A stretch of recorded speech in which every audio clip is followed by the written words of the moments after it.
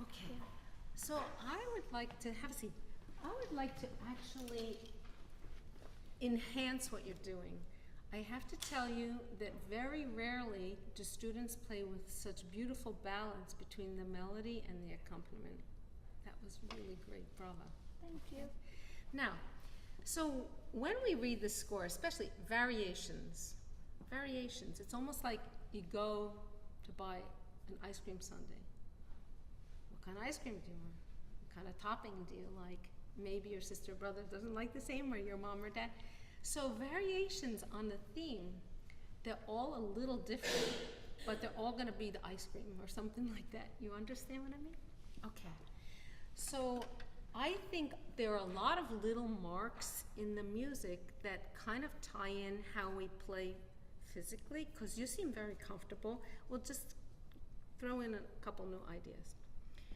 So I'm looking at the melody, and it says to start, soft and singing. So I think you did a really nice job on that. I want you to play it one more time, and then I'm going to point out something that we could work with. Soft and singing.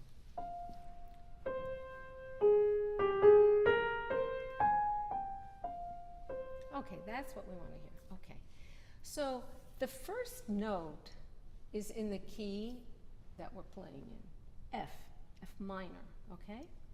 So could you also sing on that note a little bit more? So I want you to just feel that when you go down, that it's almost like, remember, soft is not here, because if I play on the top of the key, maybe the piano is not so adjusted, and you're going to say to your teacher, I played in the recital and the note didn't sound.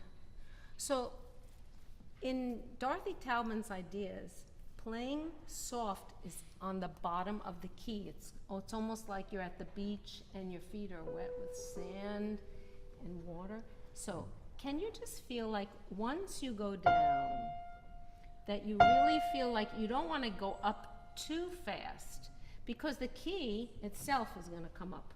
So I want to just show you, when you do the rotation, you understand it. When you go like this, stay lower, and then up to go down very fast, and then go down again.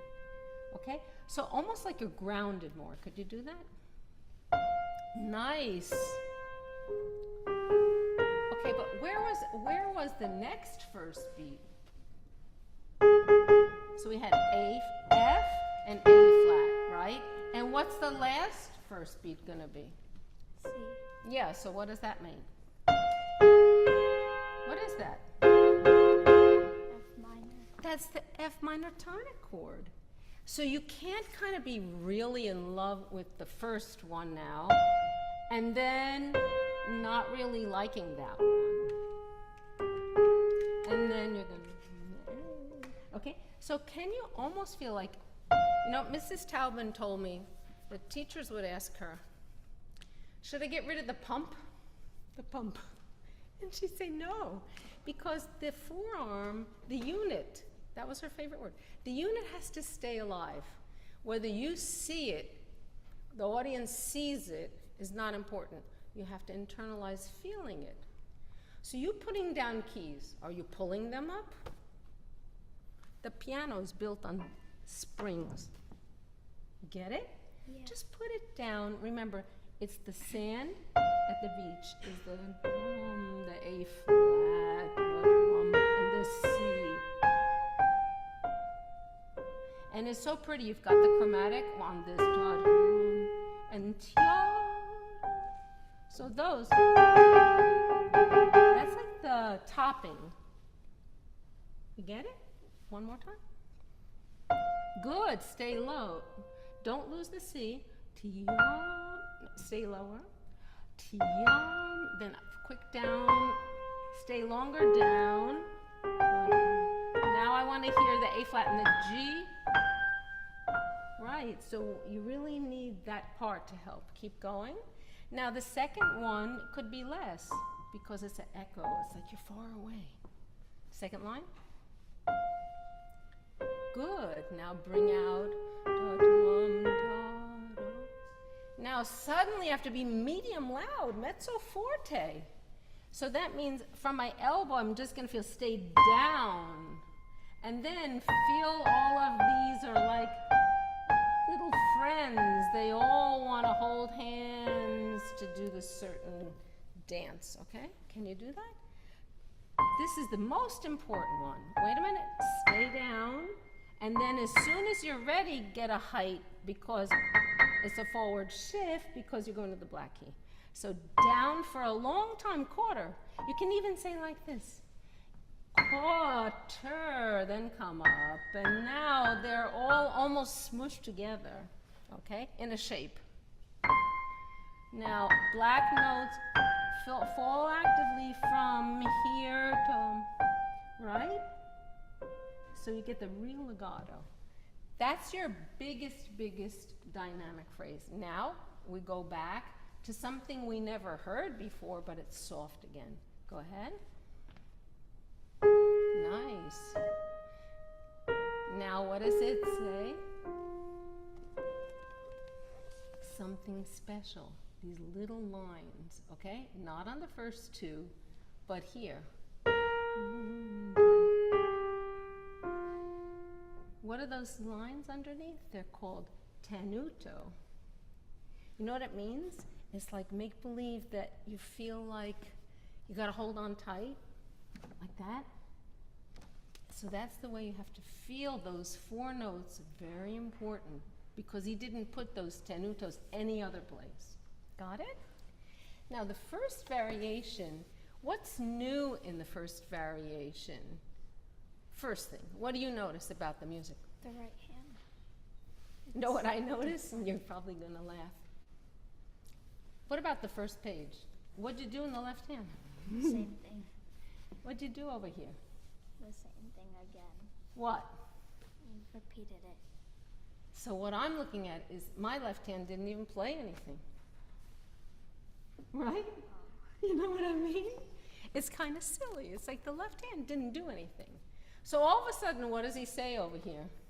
Even though he's like, oh, I better play those notes. Where are those notes? Is it new notes? No. You're smart. What is it? It's the The same same notes. Okay, but this time when the left hand plays, it says mezzo forte. It didn't say that over here. It said piano for the melody, for the theme, right? So now the left hand says, well, I could do it better than you because I can play it louder. And what else could I do? I'll play it louder and I'll play it More lively. lively. Beautiful. Wow, you know all the right answers. So I'm going to be louder. It's going to be lively, a little faster. But the right hand now, the left hand said to the right hand, you better stay quiet or else, right? Okay? So what's going to happen over here? Can you make the left hand sing a little more than you do? And the only other thing that's new here, it's like, in fancy words, we call it a counter subject. It's like a new tune, but the composer said, better keep it quiet. And then he put staccatos and 16th notes. So all I want you to do here, because you do it great, but just to exaggerate what you were doing, I want to hear the staccato, and then every time at the 16th, it's almost like you want to talk to the audience, but you can't. You want to just say to them, 16, 16, okay? So, can you try the right hand first?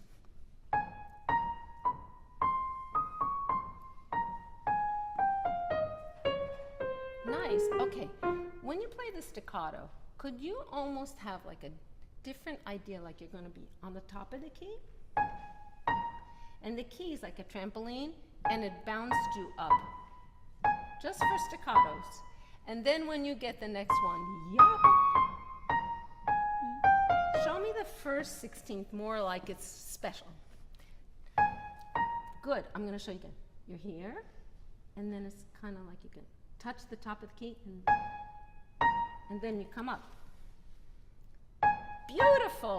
See how crisp it is? But over here,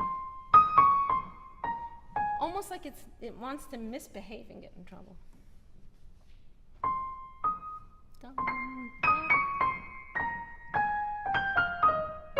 Because I feel like your rhythm is going a little like, like you're anxious to do it. It's almost like do it too late. Da, da, da. Too late. Okay? So do one more time on the right, then we're going to put it together. Good. Yes. Wait. Yes. Wait. Excellent. That's exactly right. But now the hard thing is the left is a big shot and the right's supposed to do exactly what you did, but so quiet. Okay? Can you try that? Hands together. Da, da, da.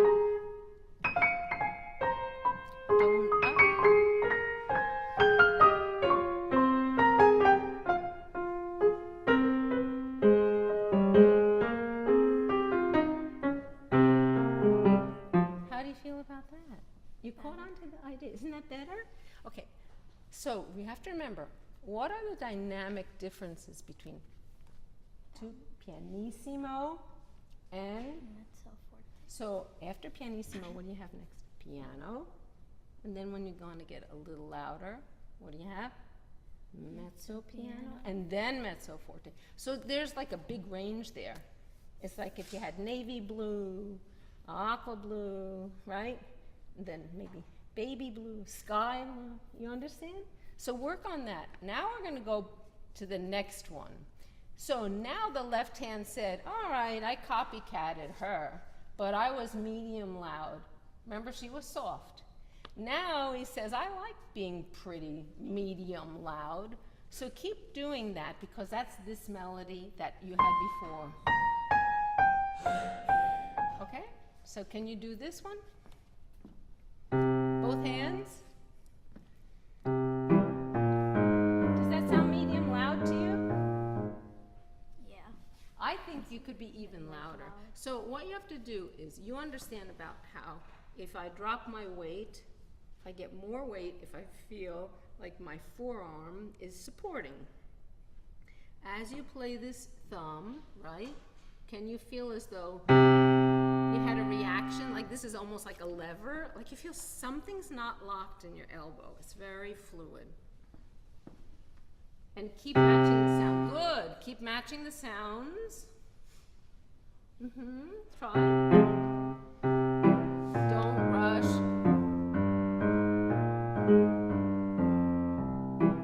That was much better. One more time, and take your time because now he added some Italian words. Più sostenuto. It's kind of like I got a little tired and sleepy. Okay? One more time.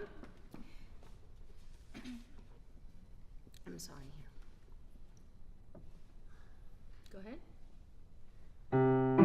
Louder left. Da, da, da, dee, da, ba, ba. It's like a lot of people are singing in the choir with low voices. You get it? And then all we have to do here again is finish like you did in the beginning, but it's the male voices because it's here. And then you've got 4 tenutos. So they have a heavier sound. Try that.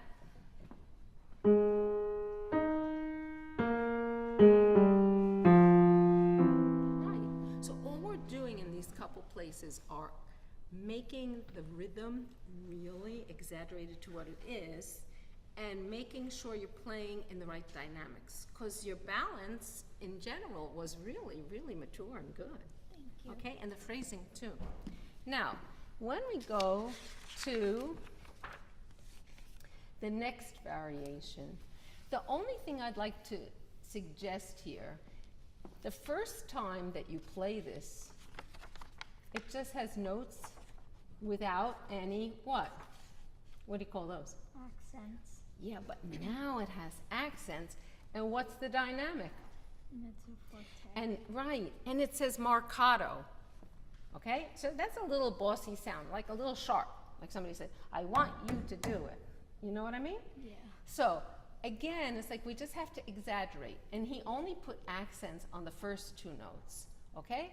So when you played this, I felt like after you did the first 2 notes, and then when the left hand came in, I heard, I think the right right hand is the leader and the left is the copycat. Do you? Yeah.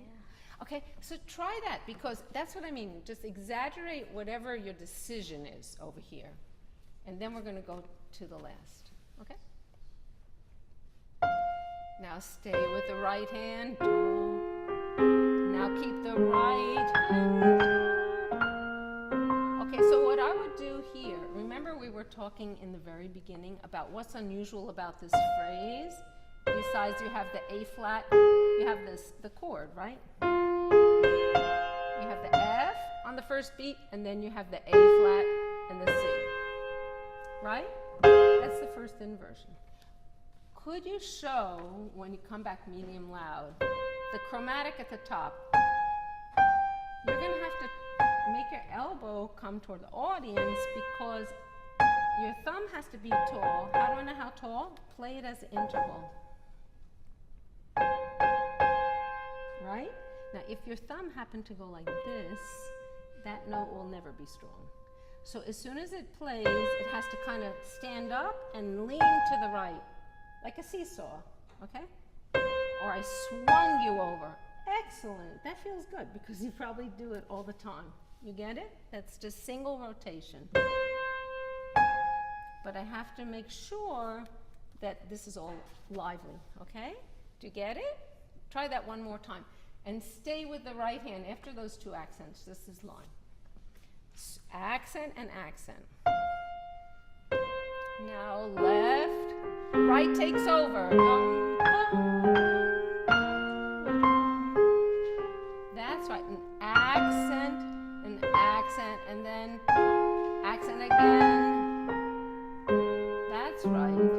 Okay, good. So you just keep doing that. Let's talk about the last variation.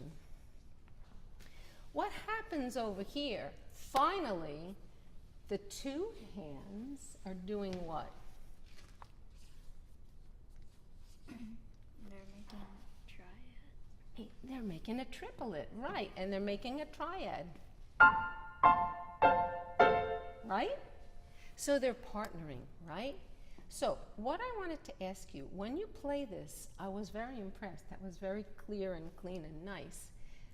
Did you ever consider practicing it first like this? When you have it in the very first time, you have the naturals, right? That's kind of funny, isn't it? Yeah. Okay, so it is, we call it here, instead of the A flat A, it's like you could say, it's almost a parallel major, but it's just like you really have F major, so it's like the relative major, but it sounds like you're playing in A for a moment. So you have the F major coming in. Could you make it as though you play them? Did you ever practice like that? No. Try one time, like blocking it like that instead of triple. And when you do that, could you kind of bounce over to the new one? If it's hard, you do one hand, I'll do the other. Watch this. You bounce over to the new one. And the reason I want to show you this, even if you do it separately, and then when you take the new note, the left already touched it. So it's like just grabbing it away.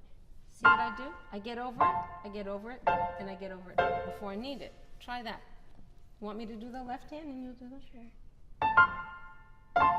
Get over, get over. Again, that was good. The reason I have to get over, I'm going to show you the trick in a minute. Okay, go ahead. Good. Get over the new one. Right, now do it like this. Just kind of ghost it. Like you didn't play it yet, but you're there. Better. Now, if you go back to playing it like originally, like it's written, and you, the right hand, can it just kind of hop on the rest to be ready, set, go? Try that. Slowly. One more time. That's the idea. I'll help you with it. Go slowly. Do it again.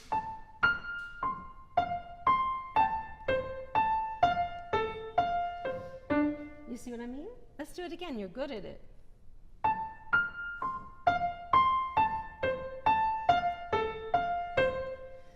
I'm forcing you into a very presto fast tempo, but I'm showing you how to do it. It's almost like you gotta hurry, like you're in a relay race and you're good and you just gotta get there. Can you do that one more time?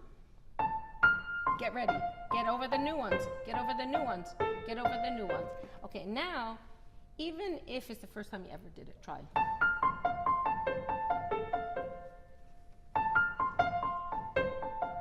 Good. That was really cool.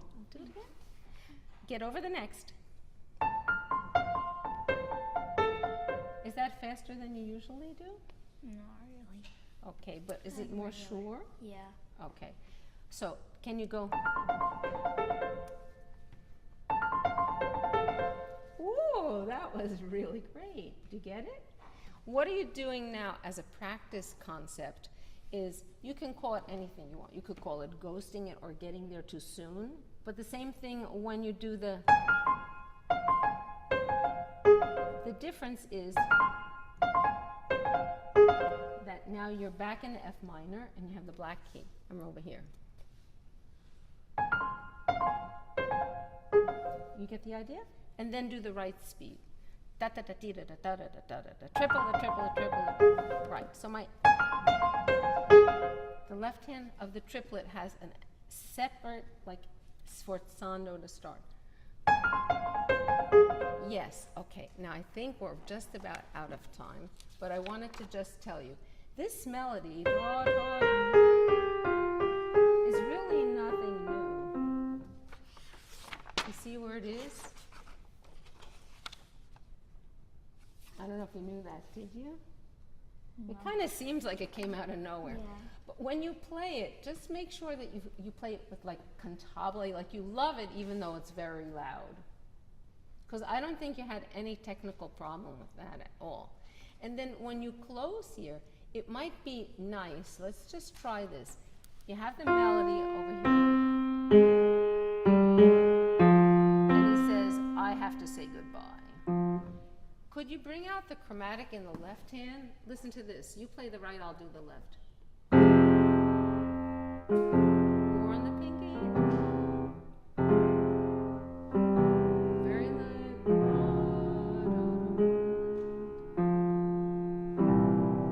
See what I mean? And the left has that. Now you play two hands together and make sure this is, you really have to show your audience that theme note because it's like, they want to hear it. It's started the piece and it ends the piece. Try it. Yes, now add. Okay, when you do it here, continue with that same idea.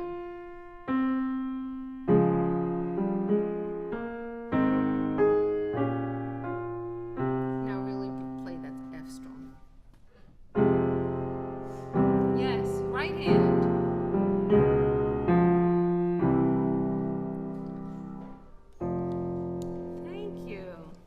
Excellent. Thank you.